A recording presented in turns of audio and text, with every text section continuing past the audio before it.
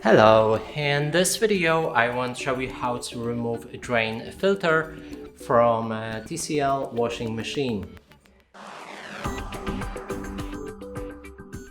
And to do this you'll need something very thin, like I have those pliers right here, and then we're gonna stick them in the gap right there and push it a little to open this slot. Like this, and here we have our drain filter, and to remove it you will need to unscrew it